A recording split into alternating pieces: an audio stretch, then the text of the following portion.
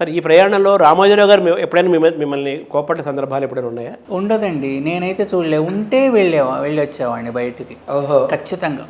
ఆయన వేరే వాళ్ళకు కూడా చెప్పేవాళ్ళు. ఆర్టిస్టులతో సున్నితంగా ఉండాలి అని. వేరే వాళ్ళకు కూడా చెప్పారు. ఇంకా ఆయనకు దగ్గరగా ఉన్నాను కాబట్టి మిగతా ఎవరితోని నాకు సంబంధం ఉంటుంది. అక్కడ వచ్చే నాటికైతే సీనియర్ మోస్ట్. తర్వాత మీ కార్టూను పత్రికలో పబ్లిష్ కాబోయే ముందు ఆయన అంతా ఓకే చేసి సైన్ చేసిన తర్వాతే కదా వెళ్తుంది, అంతే కాదు? అట్లా ఏం లేదు. 2-3 వేసేవాడిని అందరన్నట్టుగా. ఎక్సర్సైజ్ బాగా చేసేవాడిని. నాకు నేను చేసుకునే చాలా వేసుకునేవాడిని. 20 దాకా 30 దాకా వేసిన సందర్భాలు కూడా ఉన్నాయి. 2-3 ఆయనకు చూపెడతాను, 4-5 చూపెడతాను. మ్యాగజైన్స్కి అయితే 4-5 కార్టూన్లు కాబట్టి ఒక 15-16 కార్టూన్స్ ప్రజెంట్ చేస్తాను. దాంట్లో ఓకే అంటారు అంతే. దాని మీద సైన్ పెట్టడం ఏమి ఉండదు. ఇంకెవరు చూడరు. తర్వాత పబ్లిష్ అయినాక రేపే, లేకుంటే ప్రాసెస్లో రంగులు పూసేవాళ్ళు, ప్రింట్ చేసేవాళ్ళు చూస్తారే తప్ప ఇంకెవరు చూసేది ఉండదు. ఆయన చూడకుండా పడిన కార్టూన్లు ఉంటాయి కదా, వచ్చాయి. ఆయన లేనప్పుడు ఏం చేస్తాం? ఆయన అమెరికా వెళ్ళారు, విజయవాడ అట్లా మీటింగ్లకు వెళ్ళారు, అప్పుడు కూడా వచ్చాయి. తర్వాత ఆయన జర్నలిజం మీడియా వారసత్వంలో ఆయన జనరల్గా ఆర్టిస్టు, కమర్షియల్ ఆర్టిస్ట్. ఢిల్లీలో ఆయన ఉద్యోగం చేసినప్పుడు, అలాగే అడ్వర్టైజ్మెంటు, మార్కెటింగ్, కమర్షియల్ అంటే అదే కదా. సో ఆయనలో ఆయనలోని జర్నలిస్ట్ని ఎలా చూడాలి? గ్రేట్ జర్నలిస్ట్ అండి, నిజం చెప్తున్నాను. ఆయన the best cartoonist editor, the best cartoonist editor. ఆయన కార్టూన్ సెలెక్ట్ చేసుకోవడం, రోజు తప్పనిసరిగా ఎడిటోరియల్ బ్రీఫ్ చేసేవారు. ఎడిటోరియల్స్ రాసేవాళ్లకు మల్లారెడ్డి వాళ్ళ కాలం నుంచి చూస్తున్నాను నేను. అంతా చెప్తారు ఆయన. వీళ్ళు రాయడం అంతే. మల్లారెడ్డి గారిని చూశాను, తర్వాత సహవాసి గారిని చూశాను, రాంభట్ల గారిని చూశాను. రాంభట్ల గారు అంటే ఆదివారం ఎడిటోరియల్ రాసేవారు, వేరు వేరు పేర్లతో ఆర్టికల్స్ రాసేవారు.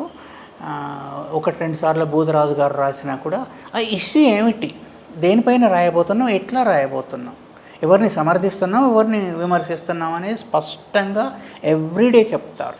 ఆయనకు న్యూస్ ఏమిటి, బ్లర్బ్ ఏమిటి, కార్టూన్ ఏమిటి, ఎడిటోరియల్ ఏమిటి, ఆర్టికల్ ఏమిటి, హ్యూమర్ ఆర్టికల్ ఏమిటి, అన్నీ తెలుసు. ఒకసారి నేనేం చేశానంటే, ఎన్టీఆర్ విశ్వామిత్రుడు సినిమా తీస్తున్నాను. విశ్వామిత్రుడి మీసాలు అని హ్యూమర్ ఆర్టికల్ రాశాను. ఆర్టికల్ రాశాను. హ్యూమర్ ఆర్టికల్స్ 500-600 పైగా రాశాను. దాంట్లోనే పబ్లిష్ అయ్యాయి. అయితే విశ్వామిత్రుడి మీసాలు అని రాశా. ఏంటి ప్రత్యేక? విశ్వామిత్రుడి మీసాలు ఏంటని, అంతే కదా. మీసాల ప్రత్యేకత కాదు అది, ఎన్టీఆర్ అంతకుముందు చేసిన పనుల ప్రత్యేకత. అదే లింక్ అది. అంటే మంత్రులందరినీ తీసేసి ఢిల్లీకి వెళ్ళారు. ఆయన ఢిల్లీ వెళ్ళారు సీఎం, ఇక్కడ మంత్రులు లేరు. ప్రభుత్వం ఉన్నట్టా లేనట్టా కదా. అందు గురించి ఇలాంటివన్నీ చేశారు ఆయన. మొత్తం రద్దు చేశారు. క్యాబినెట్ రద్దు చేసేసి ఢిల్లీకి వెళ్ళిపోయారు. అక్కడ వీళ్ళ మీటింగ్లో పార్టిసిపేట్ చేస్తానని ఇవన్నీ తీసుకొని రాశాను నేను. రాసి కింద వీళ్లకు 3rd పేజీ వాళ్ళు చూసేవాళ్లకు ఒకవేళ చూపెట్టినట్టయితే రిజెక్ట్ చేయొచ్చు, ఎన్టీఆర్ మీద రాయడమా అని సెలెక్ట్ చేయొచ్చు. ఫ్రమ్ ది హార్స్ మౌత్ ఇంటే ఎట్లా ఉంటుందని చెప్పి ఆయనకి చాలా పెద్దది రాశాను. ఆయనకు బాగా నచ్చింది అది. నచ్చి ఏం చేశారంటే, ఎడిటోరియల్స్ వాళ్ళు చూసేవాళ్ళని పిలిచి ఇది పబ్లిష్ చేయండి, ఏమన్నా కట్స్ ఉంటే మీరు ముట్టుకోవద్దు, శ్రీధర్ని అడిగి కట్స్ చేయించుకోండి, మీకు సైజ్ సరిపోవడం అనేది ఉంటుంది కదా, దీంట్లో కాలమ్స్ ప్రాబ్లం ఉంటుంది, లెంగ్త్ ప్రాబ్లం. వర్డ్స్ తగ్గించుకోవాలంటే శ్రీధర్కే ఇవ్వండి, అది మాకు ఇన్ని వర్డ్స్ తగ్గించాలి అని, మీరు ముట్టుకోకండి. దాని జీవం చచ్చిపోకూడదు కదా, వర్డ్స్ తగ్గాలి కానీ జీవం చచ్చిపోకూడదు. అది ఫస్ట్. అప్పటి నుంచి అడపా ఆర్టికల్స్ రాస్తూనే ఉన్నాను, హ్యూమర్ ఆర్టికల్స్. కొన్ని అయితే ఆయనే చెప్పేవారు, నువ్వు రాస్తే బాగుండేది, దీనిపైన రాయకపోయావా అని చెప్పి. రాసేవాడిని. అవన్నీ ఏమైనా సంకలనంగా ఏమైనా వచ్చాయండి? లేదండి, అవేవి లేవు. ఉన్నాయో పోయినాయో కూడా తెలియదు. అంటే రామోజీరావు గారిలో ఒక మార్కెటింగ్ పర్సను, అలాగే ఒక కమర్షియల్ ఆర్టిస్ట్తో పాటు ఒక జర్నలిస్టు, మీరు అన్నట్టుగా ఎడిటర్. ఆయన లాంటి జర్నలిస్ట్ ఎవరూ లేరు. ఆయన లాంటి జర్నలిస్ట్ ఎవరన్నా ఉంటే వాళ్ళ పత్రిక అదే స్థాయిలో ఉండేది. అంతే కదా. ఆబ్వియస్లీ దాన్ని ఎలా నడపాలి, జర్నలిస్టిక్గా ఎలా నడపాలనేది, అంటే దాంట్లో పెట్టాల్సిన అంశాలు ఎట్లా ఉండాలి, ఏది ప్రొజెక్ట్ చేయాలి, ఏది చేయకూడదు, ఇదంతా ఎట్లా, ఎడిటోరియల్ ఎట్లా ఉండాలి, అట్లా ఉండేది కదా. కనుక ఆయన గొప్ప జర్నలిస్టే. న్యూస్ టైం విషయంలో తీసుకున్న, ఈనాడు విషయంలో తీసుకున్న కథలు. ఇప్పుడు విపుల చాలా గొప్ప పత్రిక అండి, అలాంటి పత్రిక లేదు. ఆ ఐడియా అయిందే కదా, ఇంకెవరో ఇచ్చింది కాదు కదా. చిత్ర ఒక నవల మొత్తం ప్రతి నెల ఇవ్వడం, తెలుగు వేలు కానీ బాలభారతం కానీ ఇవన్నీ ఆయన ఐడియాసే కదా. కానీ ఆయన జర్నలిస్ట్ కాదు అని ఎట్లా అనగలం? జర్నలిస్ట్ అంటే రాయడం మాత్రమేనా అదే కదా, రాసేది ఏదో తెలియాలి, ఎట్లా రాయించాలి. రాయను కూడా రాయగలరు ఆయన. అయితే ఆయన చెప్తేనే ప్రతిదీ బయటకు వచ్చింది. అదే ఆయన ఇదిలో ఉన్నాడు కాబట్టి, అడ్మినిస్ట్రేషన్లో హెడ్గా ఉన్నాడు కాబట్టి బయటకు వచ్చింది. ఎడిటోరియల్ రాయాలన్నా ఏది రావాలన్నా కానీ అంతా ఆయన బ్రెయిల్ చేయండు, ఆయన ఆలోచన. తర్వాత చదివి ఎడిటోరియల్ కూడా ముందు ఆయన చెప్తే బ్రీఫింగ్ తీసుకెళ్ళి రాయాలి, నోట్స్ రాసుకొని. ఇక్కడ లేకపోతే ఫోన్లోనన్నా బ్రీఫింగ్ ఇస్తారు.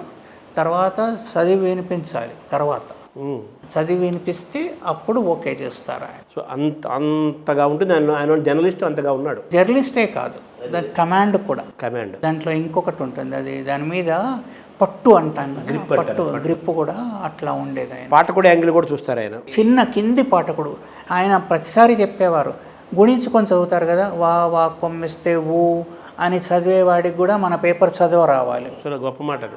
ఆడంబరమైన మాటలు రాయకూడదు. అక్షరాలు కూడబలుకొని చదువుకునే మామూలు. తర్వాత అక్షరాలు కూడా తయారు చేయించారు ఈనాడు కోసం. ఈనాడు ఫాంట్ అనే ఉంటుంది, ఈనాడు కోసం తయారు చేయించారు. ఇట్లా ఉంటే చదవచ్చు. తెలుగు వాళ్లకు గుండ్రంగా ఉండాలి అక్షరాలు, గుండ్రంగా రాయడం. ఇప్పుడు అందంగా ఉన్నారంటే గుండ్రంగా ఉంది ముఖం అని చెప్తారు కదా. ఆ గుండ్రం అక్షరాలు కూడా గుండ్రంగా ఉంటాయి. మనకు రౌండ్ ఒక సున్నలో ఇమిడిపోతాయి కొన్ని అక్షరాలు, ఇమిడిపోగానే వాకు అగెనిస్ట్గా మిర్రర్ ఇమేజ్ లాగా డా ఉంటుంది, కానీ అది కూడా సేమ్ రౌండ్లో ఇమిడిపోతుంది. అది తర్వాత ఆయన వారసులు ఎవరు అని ఒక ప్రశ్న ఎప్పుడో రామోజీరావు గారి సందర్భంలో వచ్చినప్పుడు, అంటే మీరు వారసులు తయారు చేయటం లేదు ఏంటి అన్నట్టుగా ఏదో ఒక ప్రశ్న అటువంటి వచ్చినప్పుడు, ఆయన మిమ్మల్ని కూడా ఎందుకు లేడు, మన సీతారు మా వారసులే కదా అన్నారట కదా. ఒకసారి అన్నారట, నేను లేనక్కడ, నా ముందు కాదు,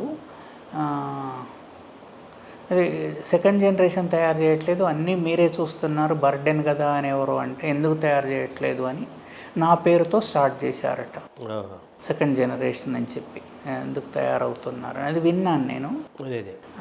అయితే నేను వినడమే కానీ నా ముందు కాదు అది.